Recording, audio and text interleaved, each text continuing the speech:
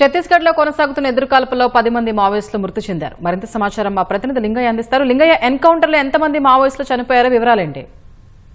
నిన్నటి నుంచి జరుగుతున్న ఎదురుకాల్పులు మావోయిస్టులకు అదేవిధంగా భద్రతా బలగాలకు జరుగుతున్న ఎదురుకాల్పుల్లో మరో 12 మంది అంటే నిన్న 2 మావోయిస్టులు మృతి చెందినట్టు ఇప్పటికే ఛత్తీస్గఢ్ పోలీసులు ప్రకటించారు. తాజాగా ఉదయం స్విమ్మింగ్ కొనసాగుతుంది.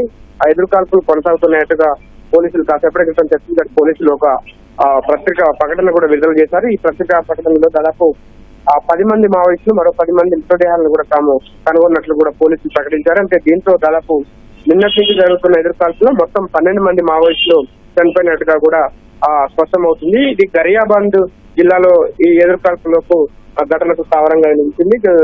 ఛత్తీస్గఢ్ ప్రాంతంలోని అన్ని ముఖ్యమైన ప్రాంతాలు ప్రధానంగా దండకారణ్యాన్ని మొత్తం జల్లెడబడుతున్న ఆ పోలీసులు భద్రతా బలగాలకు ఇవాళ కూడా నిన్నటి నుంచి కూడా గరియాబంద్ జిల్లాలో జరిగిన మావోయిస్టులు తారసపడడం, భారీ ఎత్తున పోలీసులు భద్రతా బలగాలు పెద్ద ఎత్తున దాదాపు 1000 మంది పోలీసు బలగాలతో స్థానికంగా కూంబింగ్ నిర్వహిస్తున్న సమయంలో మావోయిస్టులు తారసపడడంతో ఎదురుకాల్పులు చోటు చేసుకున్నట్టుగా కూడా సమాచారం అవుతుంది. అయితే ఎదురుకాల్పులు నిన్న సాయంత్రం నుంచి అర్ధరాత్రి వరకు కొనసాగి మళ్ళీ ఇవాళ తెల్లవారుజామున 3 గంటల నుంచి కూడా భారీ ఎదురుకాల్పులతో మొత్తం ఒక యుద్ధ వాతావరణాన్ని రణరంగాన్ని తలపించేలా దండకారణ్యంలో కాల్పులు చోటు చేసుకుంటున్న పరిస్థితుల్లో మొత్తం నిన్నటి నుంచి జరుగుతున్న ఎదురుకాల్పుల్లో మొత్తం 12 మంది మావోయిస్టులు మృతి చెందినట్టుగా కూడా సమాచారం వస్తుంది. అదేవిధంగా అక్కడ ఎక్కడైతే నౌపాడ జిల్లాలోని ఛత్తీస్గఢ్, ఒడిశా భద్రతా బలగాలు జాయింట్ ఆపరేషన్ జరిగినంది. ఈ జాయింట్ ఆపరేషన్ లోనే మొత్తం 12 మంది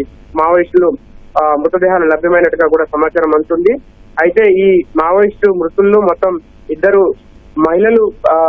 మహిళా మావోయిస్టులు కూడా కీలకమైన నేతలు కూడా ఉన్నట్టుగా కూడా ప్రస్తుతం సమాచారం అందుతుంది.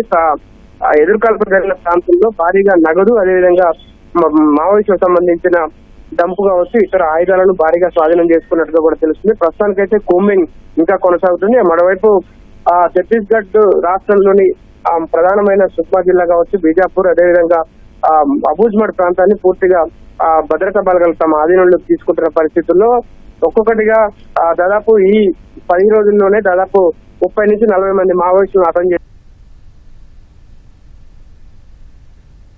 ధన్యవాదాలు లింగయ్య.